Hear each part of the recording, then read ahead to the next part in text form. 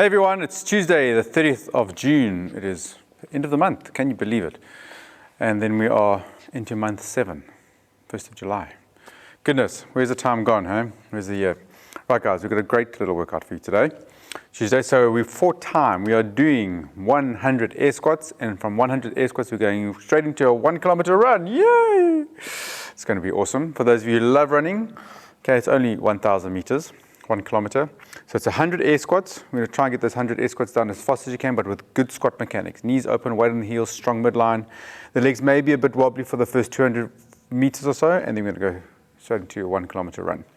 Okay, that's the workout for today. You do have a small options to change. We can do 10 rounds of 10 air squats at 100 meters. Okay, so we'll have the same quantity, the same volume of work, just broken up slightly differently, except that you did do this yesterday. You did do 10 rounds of 100 meters. So if you enjoyed that, you can do it again. If you want to break it up, you can do it again. We'll have a slightly different stimulus. There's a bit more of an strength endurance stimulus here. This is going to be short and intense. Other option is to do 5 rounds of 20 air squats and 200 meter run. So those are options that you could do as well. So you can decide either one you're going to do, and it's for time, and that's the work for today to get the work done as fast as you can.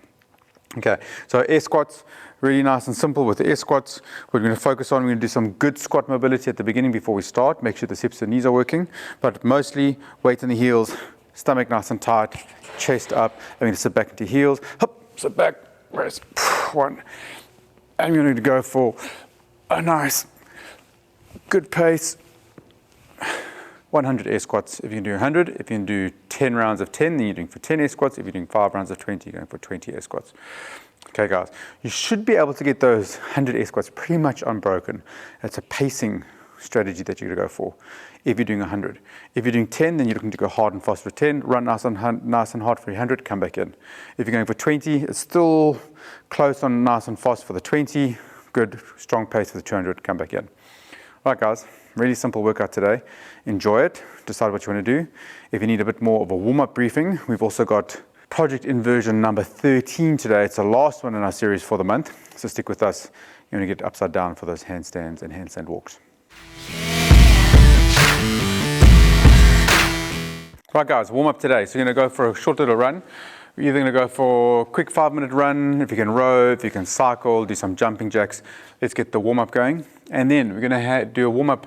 We're going to do 10-meter shuttle runs. We're going to do some bootstrap stretches, shuttle runs, air squats, shuttle runs, jumping air squats. Nice and warm for our squat work, okay? So the first one, map out a 10-meter shuttle. You're going to run there and back, there and back, there and back 5 times. Come back in and you're going to go into a bootstrap stretch. So your bootstrap stretch, remember what we're looking for, feet are got shoulder width apart, nice good squat position. You're going to drop the hips down towards the heels, nice and deep in the heels. And you're pressing and you're just going to push those knees open, and then we're going to go 1, 2, 3, straight legs. 1, 2, 3, take your time on this mobility drill. 1, 2, 3, knees nice and wide, hips nice and deep, straight legs. 1, 2, 3, knees nice and wide. 1, 2, 3, straight legs.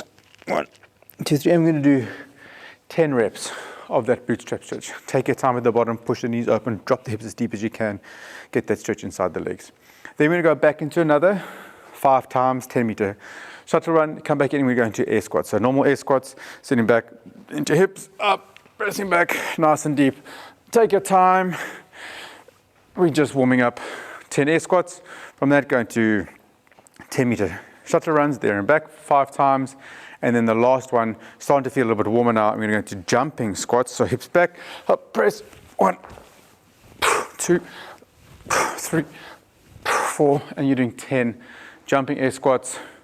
And if you want to throw another shuttle run, you can get nice and warm on the shuttle run. As you're doing this, you're getting warmer and warmer, both on the shuttle runs and your hips. Okay guys, that's your warm-up. Then we're going to go into your project inverted. So I don't want you to, we haven't done much shoulder work here at all, so we're going to do a little bit of shoulder mobility, and then we're going to go into a max handstand hold. So the work today is strength work, okay? We're trying to get as long as possible upside down, locked out in that overhead position, arms locked out, stomach tight, to develop that strength work. Once you've done that, we've got a bit of a bonus work. I'm going to try and get you walking on your hands, either for a handstand walk or we do a walk into the wall walk, 10 of those. So the first one to get nice and warm through the shoulders for your project inverted number 13 is just going to do a bit of a push back. You're going to push back to the shoulders. Oh, so 3, 2, 1. Oh, stomach nice and tight. Oh, just up. Press back. 3, 2, 1. Oh. Push back. Make sure you're not dropping into your low hips. Keeping the hips tight, stomach tight. Just, if you just want to come to a normal push-up position, you can do that. Push back to push up. Push back to push up, and you do about 10 or 12 nice little pushbacks. Second one for shoulders, you do the rotation, T-spine rotations. Reach the shoulder, 1, 2, 3, up, 1, 2, 3. Reach through, 1, 2, 3, up to the ceiling, 1, 2, 3. You do 6 or 7 on the one side, and then the other side, reaching through, 1, 2, 3, to the ceiling. 3, 1, 2, 3, ceiling, 1, 2, 3. And that's going to get you warmed up, increase your range of movement across the chest, as well as get some mobility into those facet joints in the thoracic area. If you need to do a bit more work, you can. If you feel like you're ready to go upside down, I'm going to go straight into an upside down hold. Your first one, depending on what your scaling options have been throughout the month now, we're either going to do a pushback hold, or we're going to do a pike hold, or we're going to do an upside down hold.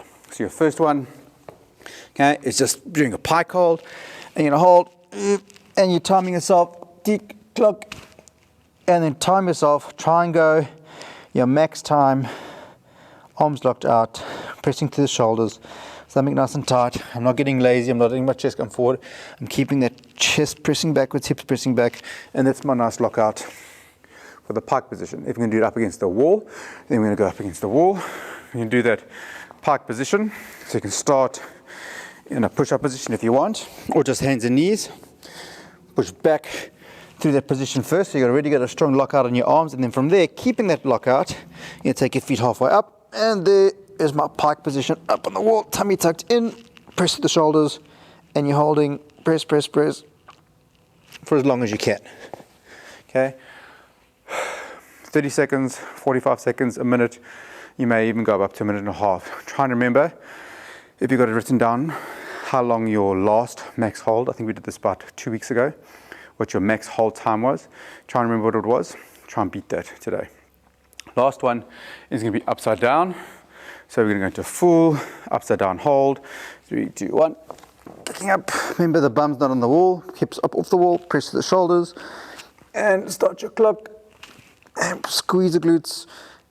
Rib cage connected, press upside down, keep holding, holding, holding. Good minute upside down if you can. If you can go longer, go longer. We need to come down, come down. Give yourself a minute's break, up to 2 minutes if you want to. Use the time to stretch. Maybe do some shuttle runs, some extra squat mobility, some deep lunge stretches to warm up for the squat work that's coming in the workout. Do your second round, upside down, for as long as you can, and do 3 rounds max holds. All right, then we have a bit of bonus work for you today. So what we're doing is, over the last month, we've been working on you getting comfortable with being upside down. So sometimes your handstand work is more about getting your head and your hips up over your head. Okay, that getting upside down, that people got to conquer that fear of getting upside down. That's often what stops people from getting into that handstand and handstand walks and all that. The second part has been your range of movement and mobility in that overhead position. Okay, make sure you get a nice strong overhead position.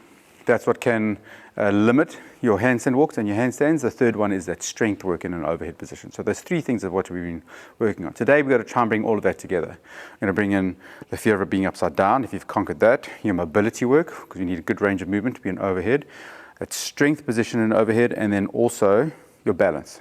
Okay, so we're going to bring that in, and we're going to have a look at taking that into wall walks. We're going to walk our feet up into the wall, or we're going to handstand walks. All right, so what we're going to do today is we're going to start. We did this about a week or 2 ago. What we're going to start with is hands down, handstand walk, and we're going to walk our feet into the wall so we can come to a handstand walk. Okay. So what we're looking for, starting nice and close, handstand position, arms locked out, hips press, and walk the feet into the wall. Preferably not a pillar, because you can miss the wall with one of your feet. Okay. Next one, start slightly further away, stomach nice and tight, press up, hips press, and feet into the wall, stomach nice and tight, press. And then every rep, you're trying to get slightly further and further away from the wall, walking into the wall, and work on that, okay? If you're not quite comfortable walking into the wall, worried that you're going to fall over, you can start in a pike position, okay? And you can start with your feet up into an overhead position, and a press into handstand. You're going to find that balance position, and then you're going to start slowly walking the feet away. So you're doing a handstand, floating away from the wall. If you're good with your handstand walks, then we do 10 attempts of max handstand walks. So we're going to start with, in the position, you're trying to walk as far as you can, arms locked out, hips pressed out, press up, handstand, and we're going straight into a walk, and do your handstand walk as far as you can. Make sure there's enough space around you so you don't fall over. Max distance handstand walk, and do 10 attempts, max distance handstand walks. Okay guys, that's a little bit of fun. Last bit of project inverted number 13. Take your time, don't rush the handstand walk stuff. Don't rush walking into a wall. Find what is comfortable for you. Enjoy the last part of the workout. It's the last session for the month. Tuesday the 30th. Tomorrow is the 1st. We've got 1 or 2 workouts coming up for you still. Enjoy the day.